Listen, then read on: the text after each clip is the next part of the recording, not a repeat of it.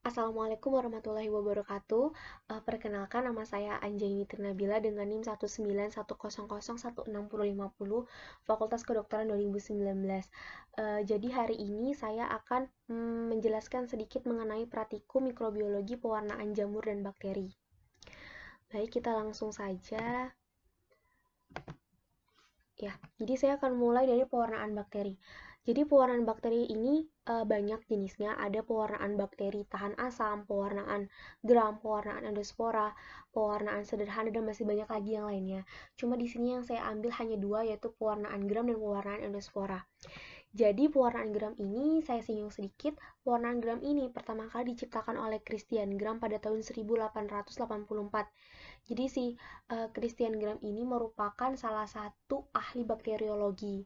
Nah, untuk pewarnaan gram sendiri nanti bakteri itu akan dibedakan menjadi dua grup. Kenapa bisa dibedakan menjadi dua grup? Karena bakteri sendiri memiliki perbedaan pada dinding sel yang melapisinya.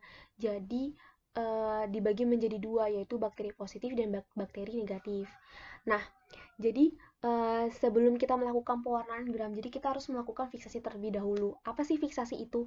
Jadi fiksasi itu adalah membunuh bakteri atau merekatkan sel-sel bakteri ke dalam kaca preparat tersebut. Jadi nih kita mulai dulu. Misalkan dari media yang cair. Jadi kalau untuk media yang cair ini kita tidak perlu meneteskan air lagi. Jadi kaca preparat ini jadi kita cukup meletakkan biakan bakteri cair ini, kemudian kita oleskan dengan kawat OC, ini kawat OC, kemudian kita biarkan saja, nanti akan mengering sendiri. Jadi kita tidak perlu memanggang di api Bunsen. Tapi kalau misalnya untuk dari media yang padat, jadi kaca preparat ini diteteskan air, kemudian kita beri padatan biakan bakteri ini ke kaca preparat ini, lalu kita oleskan. Tapi jangan tebel-tebel, tipis-tipis aja, karena takutnya nanti nggak kelihatan.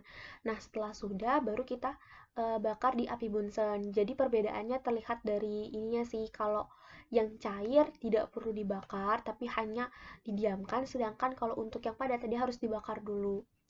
Jadi kita mulai dari cara kerja pewarnaan gram. Jadi alat dan bahannya sendiri cukup banyak ya. Jadi ada kristal violet, kemudian ada alkohol 95%. Ini kalau dari sumber yang saya dapat di sini tertulisnya 95%, tapi saya ada baca juga dari sumber yang lain tuh ada yang 70% juga. Kemudian ada juga iodin, kemudian ada safranin sama aquades atau air. Ya, itu.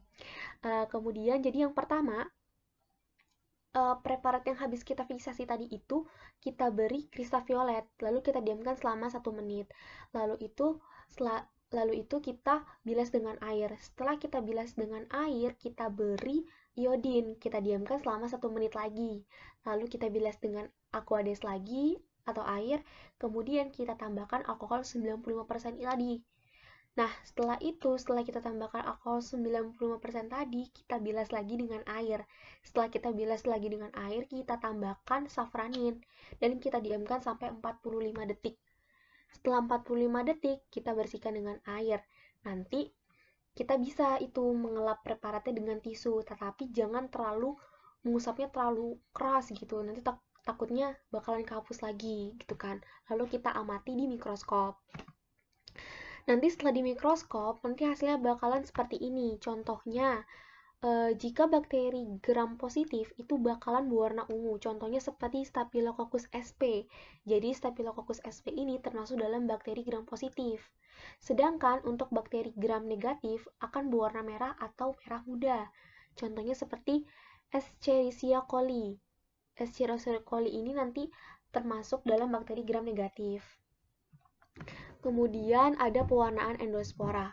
Nah, jadi pewarnaan endospora ini dia berguna untuk ini ya, membedakan spora dari sel vegetatifnya, di mana nanti spora akan berwarna hijau kebiru-biruan, sedangkan sel vegetatifnya akan berwarna pink atau merah.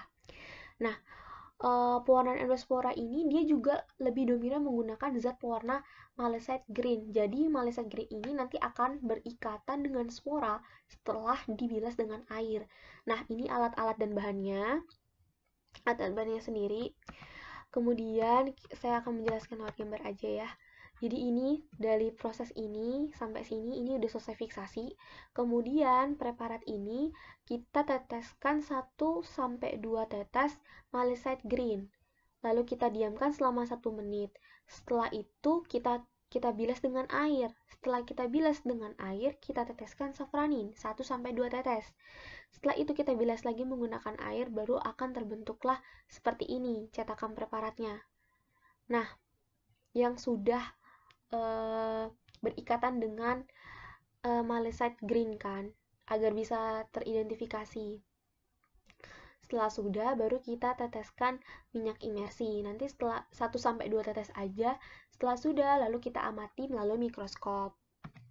Nanti hasilnya akan seperti ini. Jadi spora yang lepas dari sel vegetatif nanti akan berwarna hijau kebiru-biruan. Sedangkan yang ungu-ungu pink-pink ini berarti sel vegetatifnya. Kemudian pewarnaan jamur. Kalau untuk pewarnaan jamur, jadi saya di sini juga mengambilnya 2 saja. Jadi yang pertama ada pewarnaan KOH. Nah, pewarnaan KOH ini dia untuk ini ya, menemukan spora pada kulit. Jadi kalau yang saya pikir dia lebih menimbulkan suatu penyakit gitu. KOH ini dia untuk mengidentifikasi gitu kan. Spora apa yang bisa menimbulkan penyakit pada kulit. Contohnya ini dermatomycosis superficialis. Jadi yang pertama kita mengambil 1 tetes larutan KOH itu menggunakan OC. Lalu kita letakkan di preparat. Objek les ini preparat ya. Kemudian kita panaskan jarum. Jadi kita panaskan jarum ini untuk mengambil spesimen kulit. Nah, kemudian kita campurkan dengan campurkan dengan larutan KOH pada preparat tadi. Kemudian panaskan jarum kembali. Panaskan kawat OC.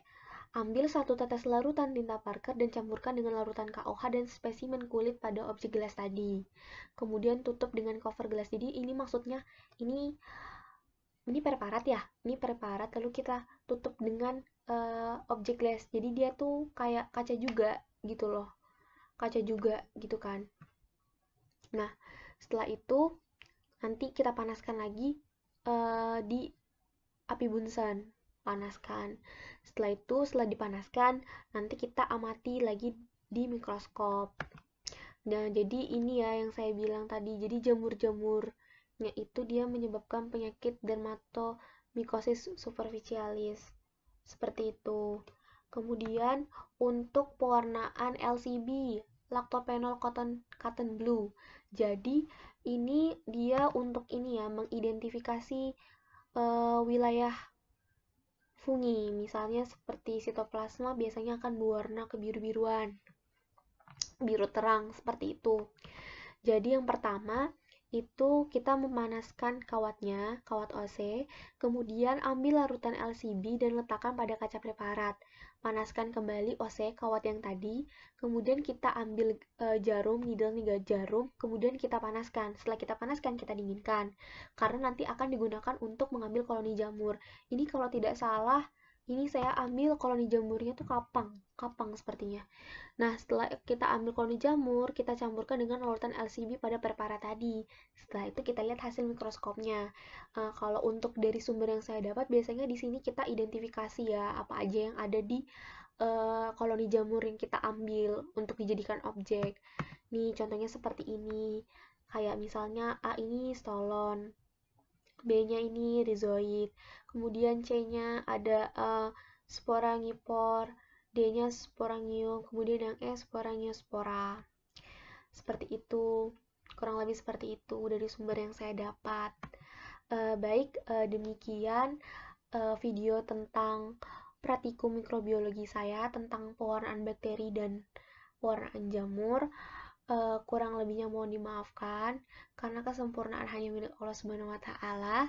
Terima kasih. Wassalamualaikum warahmatullahi wabarakatuh.